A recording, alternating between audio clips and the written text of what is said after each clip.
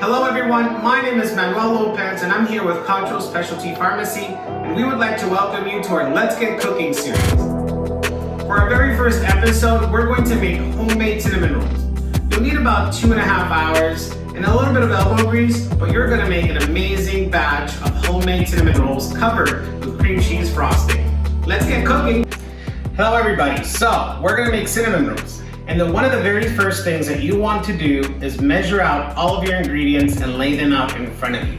It's going to simplify your life, and it's going to make this process of making cinnamon rolls that might seem a little bit tedious and lengthy just that much quicker. So for efficiency's sake and to make your life that much simpler, just measure out all of your ingredients and put them in bowls if you're able to. If you can't do that, that's totally cool. Just go and measure your ingredients as you're actually making the cinnamon rolls. So let's get cooking, let's get started, let's bet. All right, so let's get started with our very first step.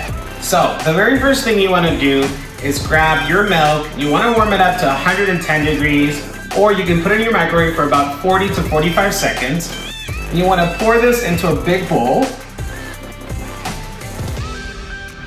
And the next thing you wanna do is gather up your yeast, and you're gonna sprinkle it inside the milk or on top of the milk. And you're gonna take a whisk or a mixer and you're gonna mix it up.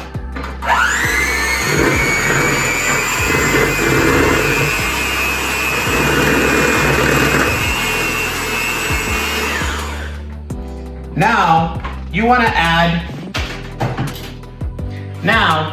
add your salt, your sugar, your whole egg, and your butter, your melted butter, and you're gonna mix them up really well. Once you've mixed your milk, yeast, salt, sugar, butter, and your whole egg, you're going to allow this to sit for a couple minutes just so that the yeast can activate. Now, this can change if you're using active dry yeast that's instant. So if you buy one of those little packs, a lot of times those instant dry yeast packs don't really need a lot of time to activate, and they pretty much activate instantly.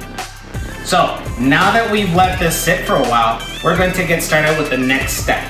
And what is the next step? We're going to sift in 3 cups of flour, and we're going to start mixing it little by little. All right, so now that we've let our wet ingredients sit for a little bit so our yeast activates, we're going to start adding our dry ingredients to the mix. You can add half a cup to a cup of flour at a time. I'm going to sift it just because it makes the dough a little bit lighter and incorporates a little bit more air to it, but this is not a must. So let's get started and let's add 1 cup of flour for the first batch, and we're gonna start mixing it. So as you're pouring it in and you're using a sifter, you just want to tap it and it's going to get in there. And it's going to help you loosen up any chunks of flour that could be in there that might take a little bit longer to break down. And we're going to take your mixer and we're going to start mixing. And as you can see, our liquid's turned into a little bit thicker consistency. So this is 1 cup of flour that has been sifted in, and now we're going to move on to the next cup of flour. Again, we're gonna sift another cup of flour.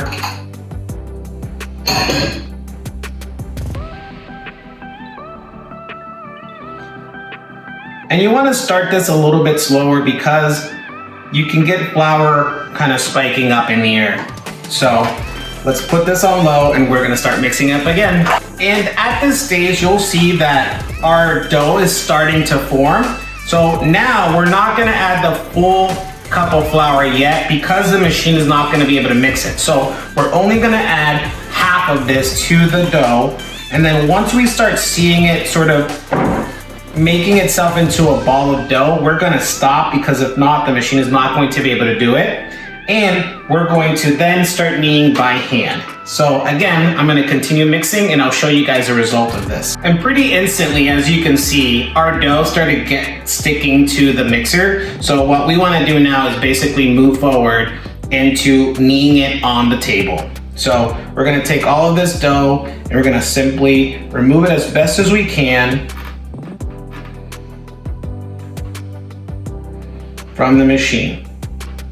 All right, So now we're going to move to the table. And at this point, you don't have to necessarily sip the rest of it. We're just gonna add it to this bowl.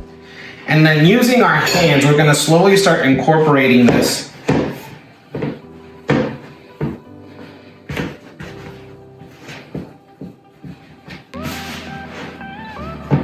And as you can see, you're gonna see a dough start to form, and it's really, really soft.